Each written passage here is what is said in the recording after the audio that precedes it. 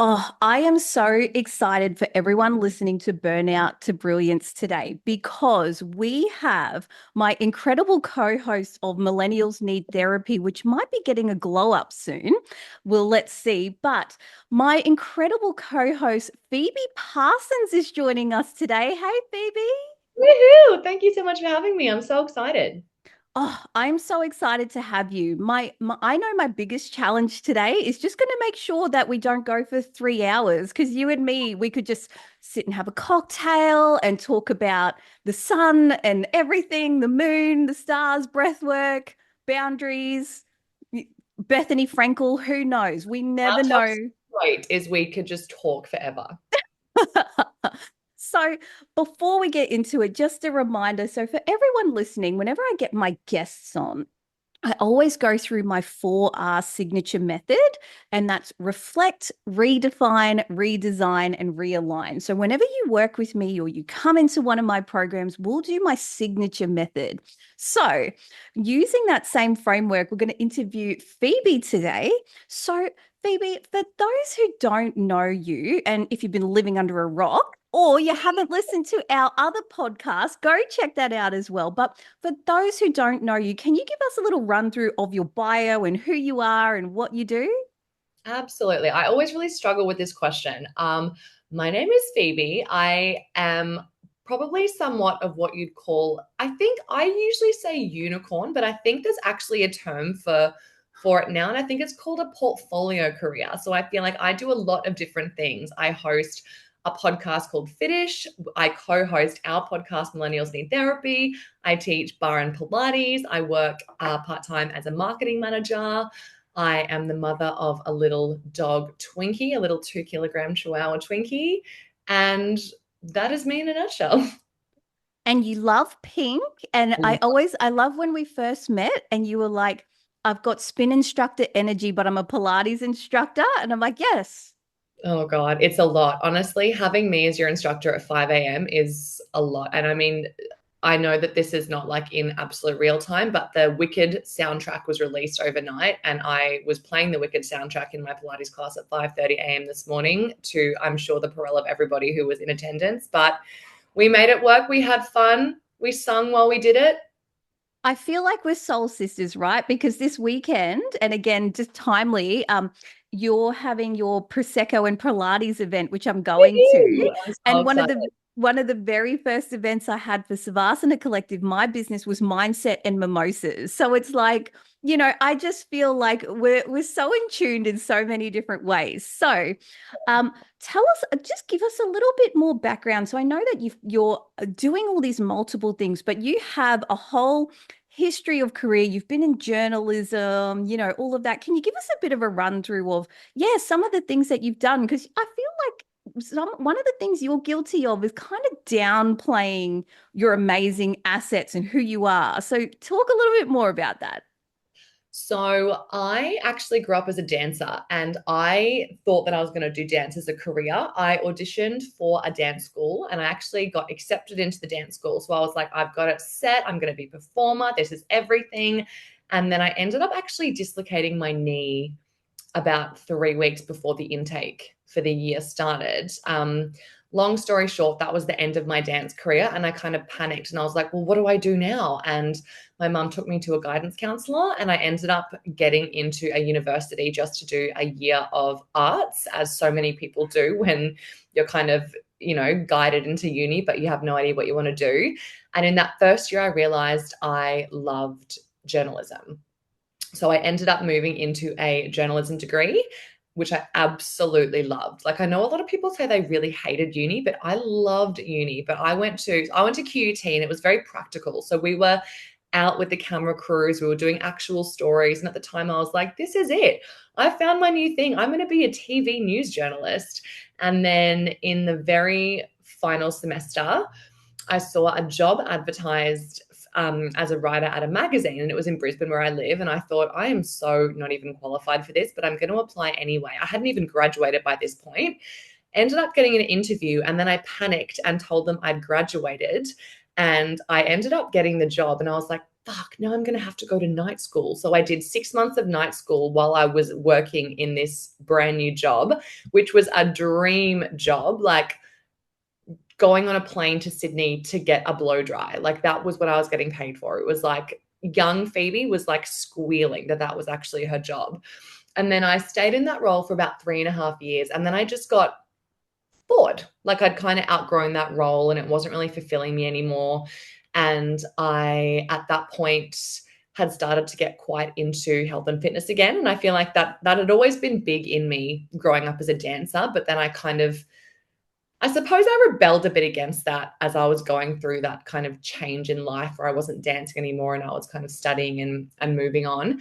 And then I started to get quite into the gym and I thought, you know what, I'm going to do my first fitness qualification because that kept me kind of mentally stimulated while I was working in a job that wasn't super stimulating at the time anymore. So I became a fitness instructor and I was teaching body attack and bar after work and before work. And then that kind of naturally moved me across I ended up going over to Lorna Jane head office where I worked as a writer for a long time. And that was a lot of fun. And then at some point along the way there, I stumbled on this competition that was being held by Nova to start a podcast. And podcasts were nothing in Australia. So this is 7.5 years ago. This is a long time ago. So podcasts weren't really a thing here yet. And I was like, oh, fuck it. I'm just going to throw my hat in the ring. And at this point, I had started writing a book. And the USB that I'd saved that book on snapped in half. And I didn't have it saved on a cloud. I didn't have it saved anywhere else. And I was like, this could be a sign. Why don't I just try and reframe this in a podcast format? And it was called Confessions of a 20-something train wreck. And it was kind of based on my life as a 20-something train wreck who professionally I had it all together, but my personal life was just a shambles. And I ended up winning that competition. I don't know how. And the prize was producing one season of a podcast, and produced it, had a lot of fun, got to go into the studio, do my thing. And then again, don't know how it happened, but that ended up hitting #1 on iTunes. And so I ended up signing with Nova. And I stayed with them for years. I eventually got my own weekend breakfast radio show and I was living the dream. Everything was amazing. And then I was so close to quitting my full-time job because I was like, this is it. This is the big break I've been waiting my whole life for. And then COVID hit. And when COVID hit, a lot of advertisers pulled their marketing and advertising budgets. So the radio basically let everybody who was casually employed go. So lost the radio show. The podcast took a bit of a dive at that point. I kept going, kind of lost my way for a little bit.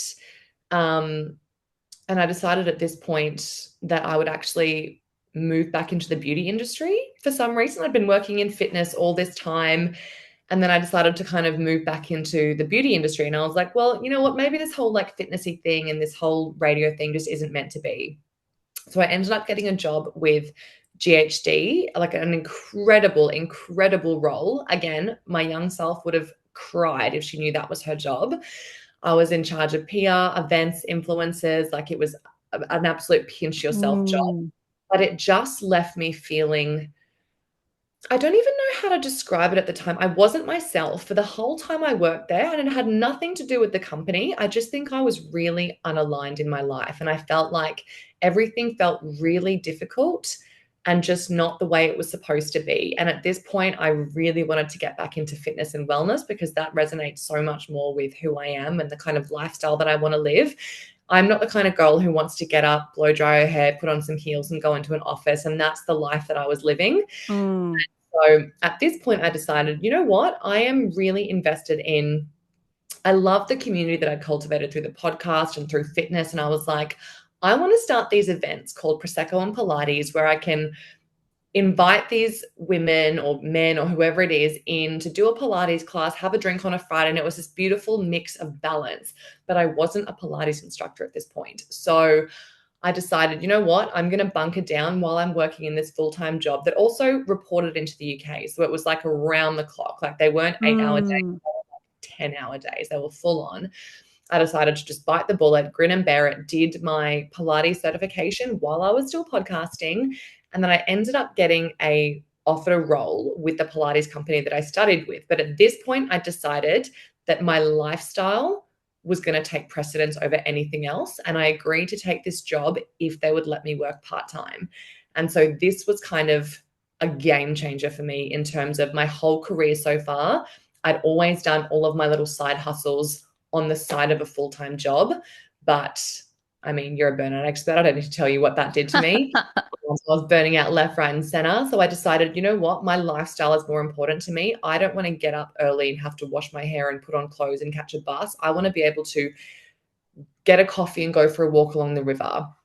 I want to be able to work from home. I kind of want to do things on my own terms. And I haven't worked in a full-time role for coming up to 4 years, I think it is now. And it has been the most game-changing thing for me. And to see that this kind of thing is becoming more and more accepted now, it's like we don't have to work on someone else's kind of standards anymore, which is amazing. Yeah, I think it's going to be wonderful for society in general when, you realize like if you're multi-passionate, you're a little bit neurospicy, you're a little bit ADHD or whatever, you're allowed to have more than one passion. And then eventually if you want to take one road, you can, but it's almost like you're allowed to leave your options open. And I think sometimes we think that's only a thing you can do in your 20s. Oh, I'm going to dabble here, dabble there, but now people are doing that in their 30s, 40s, 50s. So I love that. And thank you for sharing that story because, I don't know your full background either. So that was lovely for me to hear too. So we're going to go to the second R of my 4R formula. So this is around redefine. Now, usually when I'm working with people, we'll redefine some things in their life and we'll go, what does that actually mean to you? But in this context, I want to ask you, what was a redefining moment for you? So during your life or career, what's been a moment that really changed the way that you do things? I don't know why this has come to the top of my mind, but this is a moment that I think about all the time. When I was in my first job, and it was one of those really good on paper jobs. And I think I just grew up at a time where good on paper jobs were what we were conditioned to aspire towards having, I suppose. And it was kind of maybe a little bit of ego as well, like working for a magazine. I got to go to Fashion Week all the time. But there was a moment that I was no older than 23. I was very young. I was sitting front row at Australian Fashion Week next to like actual celebrities. Like Ruby Rose was sitting like 2 seats down from me. I don't know if anyone remembers her. I Of don't think course we do. huge at the time. And a waitress came over to offer me a San Pellegrino. And the only thing I thought in my head was, I wish right now I was the waitress and not sitting in this seat. And I was like, that's not a normal thought to be having. And I was like, okay, you don't have to work in a job or be in an environment that just because I don't even know how to describe it, but I've had that kind of feeling a few different times. I remember again when I was working in a similar corporate environment, walking to go and get a coffee and thinking, God, I wish I could trade places with that barista right now. And I think that I'm just not cut out for working in an office. And I'm not the kind of, I don't know if it's a personality type thing or if it's just who I am, but I just don't think that I am the type of person who should be sitting in an office. And I think it's a lot harder for perhaps people like our parents to understand when I guess you really want to make your parents proud and they don't understand why you do the things that you do sometimes. And I know I've got a lot of friends who, for example, went to law school because their parents really wanted them to go to law school. So they did like these dual degrees because their parents were like, well, you need to do law. And then they ended up not working in law, but they did it because their parents wanted them to do it, like that kind of thing. And I feel like I spent so long changing jobs, very similar job titles, but just changing companies.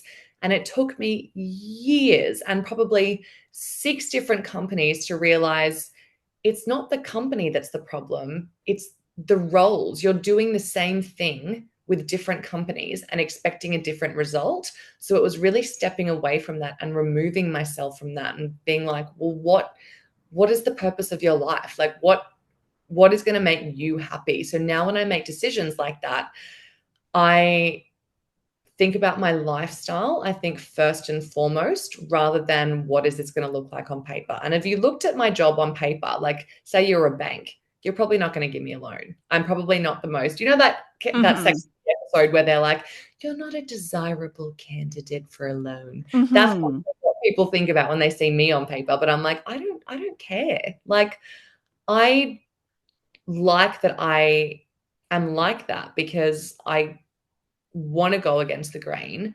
And I think my lifestyle to me is more important than a job title or something like that. Yeah, absolutely. And so, upon reflection, what kind of things in those corporate kind of settings, or maybe in those jobs that you were doing, what do you think it was about the way that they run the day or whatever? Like, what do you think it was about those roles that made you go, oh, I just would rather be serving drinks right now? I honestly don't know. I feel like it could be a bit of a combination of all of it. So I'm so lucky right now that while I do still work part-time in a corporate role, I work for a wellness company and they really do practice what they preach. I work 100% remotely. We have a meeting once a week, and our meeting is we walk the Burley Hill to Palm Beach and back, and then we have breakfast. Like it's a really beautiful, understanding culture and environment. And I can recognize that I'm very lucky to have that. But I just don't think I'm the type of person who responds super well to being, for example, clock watched. I have the kind of brain that is very, very creative first thing in the morning, and I need no distractions. So in an office, when there is constantly people walking past me, interrupting, saying hello, I'm not going to find my train of thought again. So you're basically paying me to sit there for 8 hours and have a chat to other people, and then I'm not going to get my work done. And then I'm going to have to do overtime at home to try and finish the job off. You know what I mean? Like little Yeah. things like that. Like it's probably ADHD, if I'm being really honest. It's probably a big dose of ADHD.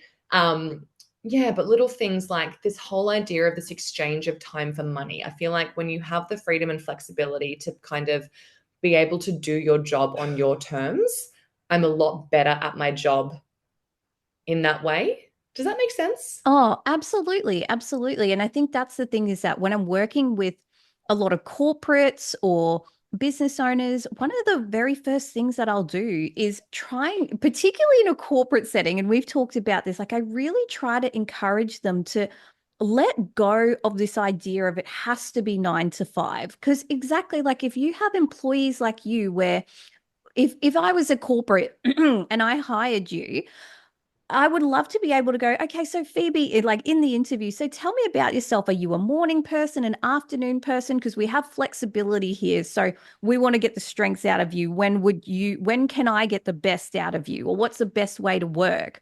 Sort of thing. And Mhm. similarly, again, is that if I said, again, if you were in publishing still, okay, I need 5 articles a week. I would rather pay you for the 5 articles than the 40 hours. And it's such a big shift for corporates to think that way, but also business owners too. You know, when a lot of people start a business, they're still in this, I've got to work 9 to 5 on my business rather than going, you now have all the flexibility in the world. And it's almost like they're scared of it. So, you know how, like, when Australians go to Bali or Thailand, they go freaking loose because they're like, I'm so used to rigidity and red tape and structure that when Mm. I don't have that, it's like I don't trust myself and I'm just going to go buck wild or something. It's almost like harnessing that. It doesn't have to be super strict and rigid. It doesn't need to be you never work and you never do anything. It's like, how do you get the best out of yourself?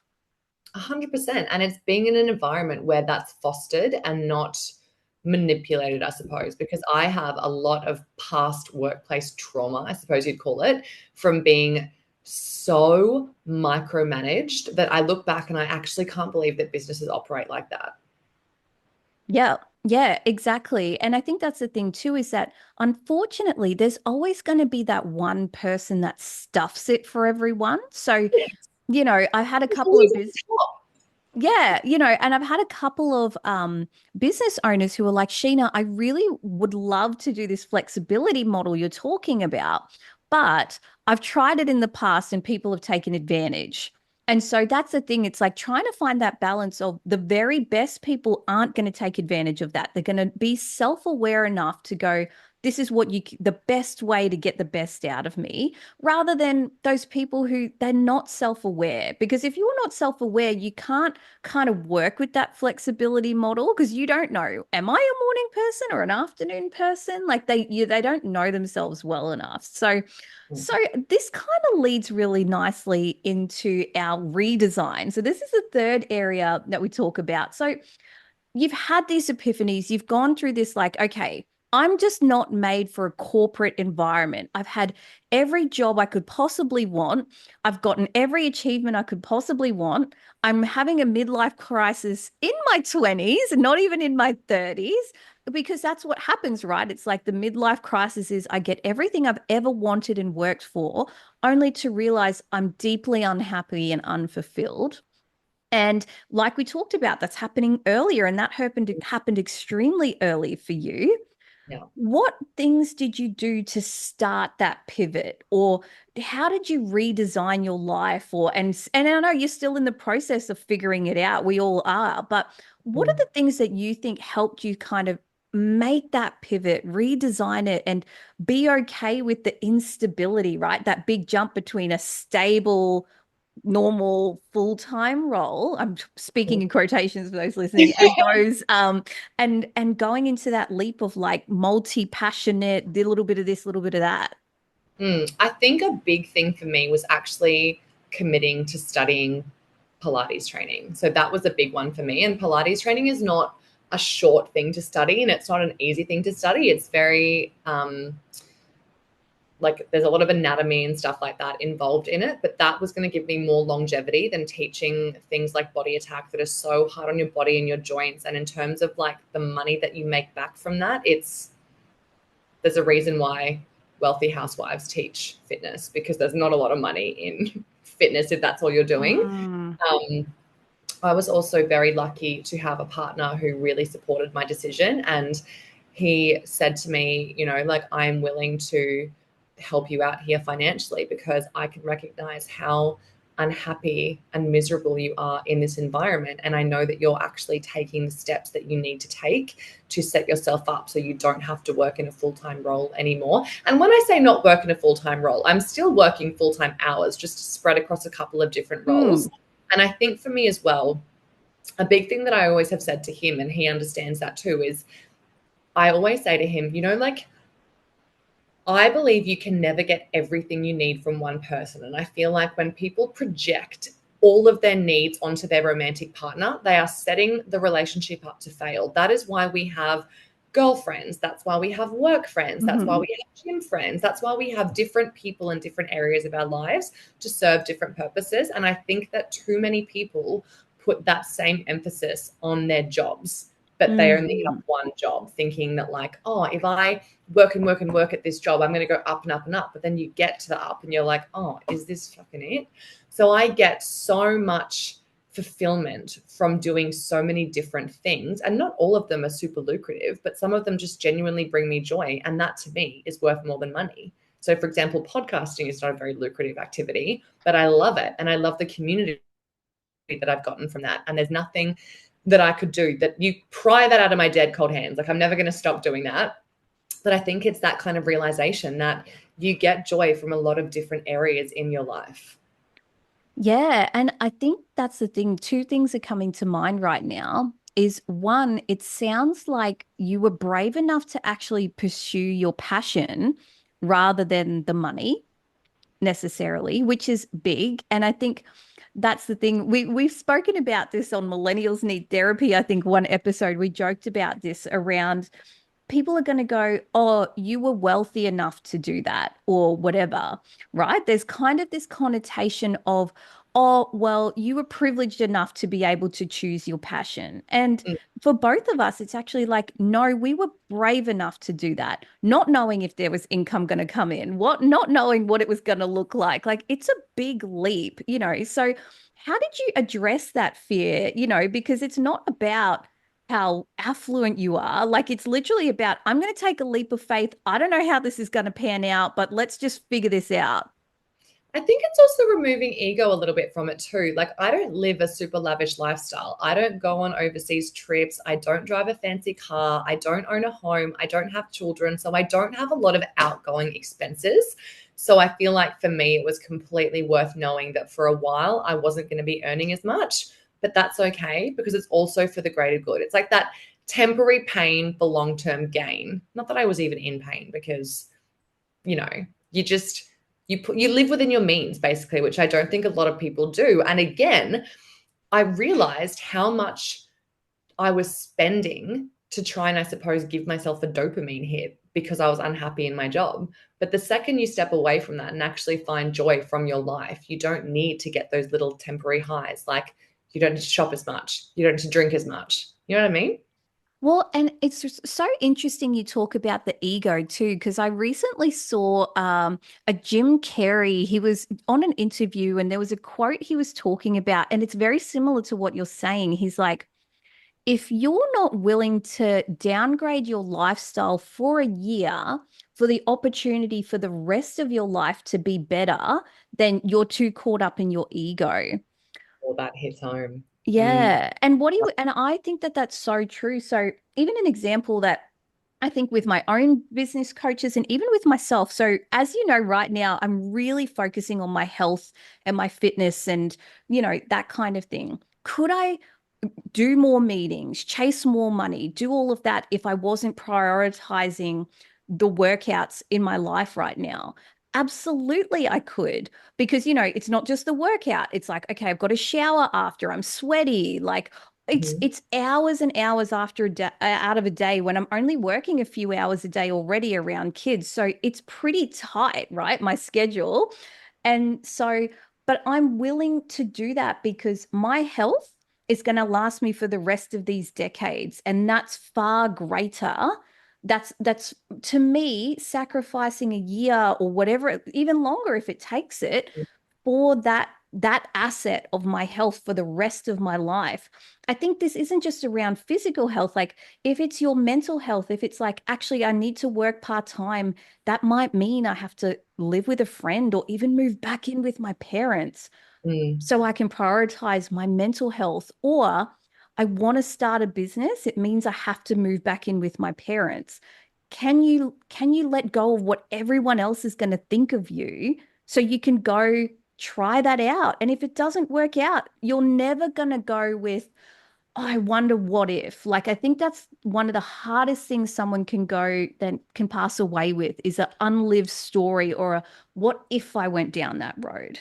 Oh, preach. I feel like there's this quote that I see a lot on social media, and it's better an oh well than a what if. So what? Mm. Try something, it doesn't work. And in the back of my mind, throughout this entire journey, I've always had in the back of my mind, if all of this shit goes haywire, I can always go back to full time work. That's always been an option. That option has never been taken away. That it's so true. I think it's kind of this thing of burn all the bridges. You're going to burn all your bridges. And it's hard to because there are people like Tony Robbins, right? Where he's like, he has this thing where it's called burn the boats. And it's basically like, if you have an exit strategy, you'll take it. So make sure you don't have an exit strategy. So you basically go all in on yourself. And there's different ways to do this. But, I think that that's so right. A lot of the time when we're in our fear place, it's very easy to go, what's the worst case scenario or get scared. But when you actually unpack, okay, what's the worst case scenario? You move in with your parents for a year, so you have a bit more income, whatever, you start that business, whatever, and it doesn't work out. Worst case, you go back to doing what you were doing before. Whereas, and if you actually keep going with it, like, okay, you go back into work whatever, you might choose a different company, might even work better. You might choose something closer to home, less of a commute. Really playing out really is the worst case scenario as bad as you think it's going to be. Because 95% of the time, when we actually unpack that worst case scenario, it's actually not as bad as we think it's going to be. Absolutely not. And I think I've also had a really good role model in my mum. She has had multiple different careers in her lifetime too. And she actually went back to uni at 50. So we were at uni at the same time.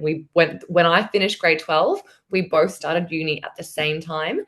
And she had wanted to study nursing her entire life. And she finally said, it is my time to do this. And she did it. And it is probably her fifth or sixth career.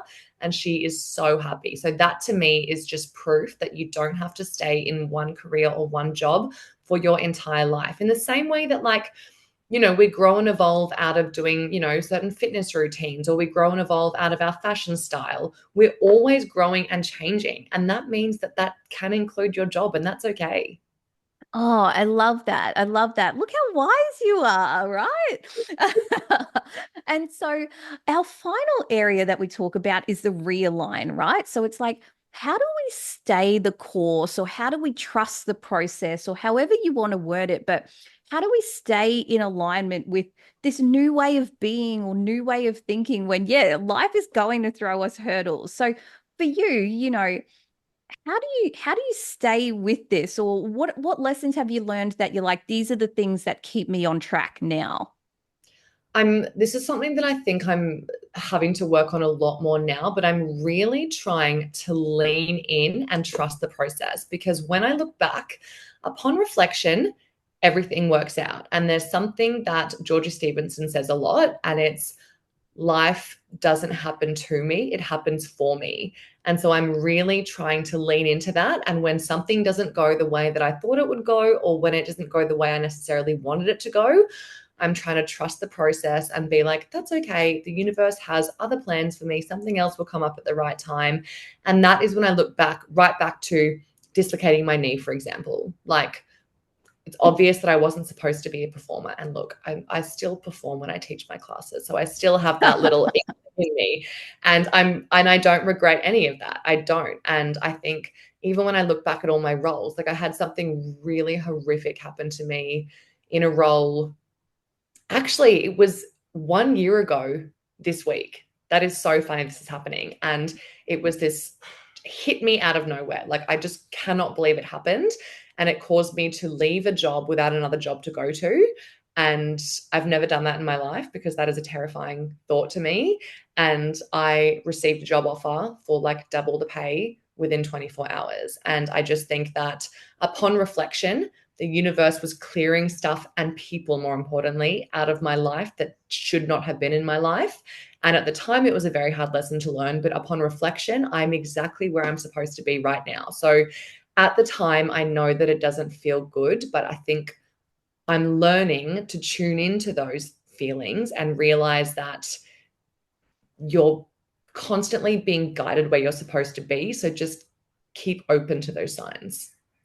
And I think you've hit the nail on the head. It's so beautiful what you're saying. And yeah, there's a lot of spiritual teachers and, Georgie and even myself, we talk about, things are happening for you, not to you. Even anxiety and burnout, they're not designed to hurt you. Your body wouldn't be like evolved to feel those things if there wasn't a purpose for you Mm, feeling that.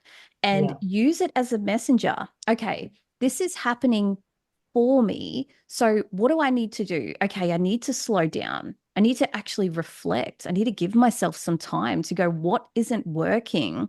And I think as well, this is really important to have those belief structures, because one of the biggest things I see when people come to me is, we talk about 4 areas, and one of them is spirituality. And this isn't necessarily religion or, even spirituality or anything. It's like, what are your belief systems? Because when something happens, if you don't have a belief system about why that's happened, you're going to feel it so much more. So again, two exact people, both of them get made redundant within 24 hours. One person has a belief system of, I trust that everything's happening for my higher purpose, even if I don't know why right now. And things are going to work out. I've been in situations where I didn't know what was going to happen and they worked out. Versus the other one who has no belief system, doesn't really think about, reflect on those things, goes, of course, this kind of stuff always happens to me. Like, what am I going to do now? Am I going to be homeless? Am I going to like spiraling? exact same situation. The only difference is their belief system around why it is happening. And so I think it's so beautiful. You know, we've spoken about this off air, how you're going through this process of building up your beliefs, you know, and I think, again, people see this as wishy-washy stuff. They want the practical tools, particularly high achievers when they come to me, right? They're like, give me something to work on, give me homework, give me this, give me that. And you know, it's some of this really is around beliefs. So I love that you've shared all of that with us. So look, thank you so much for sharing your story today. Before we go, a couple of things. One, any parting words for anybody listening who might be feeling the same as you or feeling that pull to pivot their career or pivot their business or you know, maybe want to take a leap of faith like you have several times. Any parting words for them? I've said it already in this episode, but I'm going to say it again, better an oh well than a what if. I feel like the worst thing you can do in your life is regret not giving something a go, because everybody who is successful, no matter who it is, Ariana Grande wouldn't have got the role in Wicked unless she auditioned for the role in Wicked. You know what I mean? There was no guarantee she was going to get it, but she put herself out there and she tried and she got it. And I feel like the same thing happens for everyone who is successful or everyone who has a job or everyone who owns a business. Everyone at some point has taken a gamble and it works out. It might not work out, but that doesn't matter. At least you tried. Absolutely. I love that. So, if people want to get more of you, they want to connect with you, see what you're up to, where can they find you? Where are the places that you're hanging out? Where can we all connect with you and find you? I spend far too much time on TikTok. You can find Phoebe Parsons on Instagram at Phoebe Parsons, or my podcast Fitish, or our podcast Millennials Need Therapy. Yes, let's see how where that goes. It's an interesting journey right now. So Yeah. thank you so much again. We are so lucky to have Phoebe Parsons on Burnout to Brilliance. So for anyone listening, have a wonderful day, wonderful week, and I will see you in the next episode.